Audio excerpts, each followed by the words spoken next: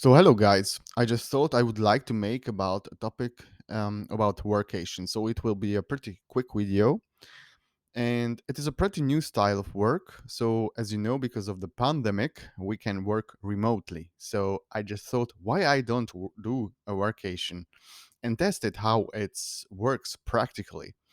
So, I decided to jump on a train and just to make a workation across in Europe. So, first of all, I'd like to speak about what is workation.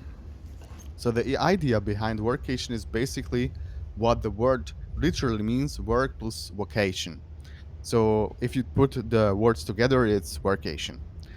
If you haven't been working from home for the last few months, a change of location might be very much welcomed. Escape a monotony of your home office and head away for a few days to refresh your mindset. So my problem was also that I like to work remotely and also in home office, but if you are constantly in one place, it can decrease your productivity. And to go into an office is also not better for me. So that is the point why I tried it, and I can recommend it. If so, if you can also test it if for you for your job is possible. You should decide yourself and talk to your colleagues and freelancers about it if you have if you have to. What is my setup? So let's talk about the setup. So if you are on the way, you need a setup. So actually, all you need to have is just your laptop, your smartphone, and a mobile USB monitor and Wi-Fi, of course. I just picked the cheapest one from the mobile USB monitor. It's cost me 150 bucks or something on Amazon, and I really couldn't doing the job. I worked on the train and also temporary in a kind of a living room or something. And in Europe, the trains had a very good internet connection.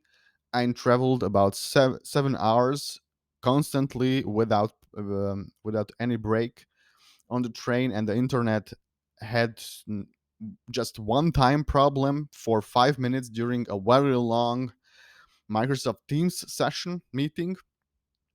So I was really satisfied, and I said to myself, "Oh, really? It's works very good." So other good aspect that most of the place in Europe have a stable internet connection and infrastructure compared to other places in the world. Of course, if you are in US, that's probably better, but yeah, so you can come with that. And to fly or use train is also very cheap in Europe. So here I can give some tips how you can save a lot of money, but it's another topic. If you're interested in such a kind of topic, how to save money to travel in Europe for workation, just write me in a comment into the description, under the description box. I hope you enjoyed this quick video. If you liked it, please give me a thumbs up. Bye.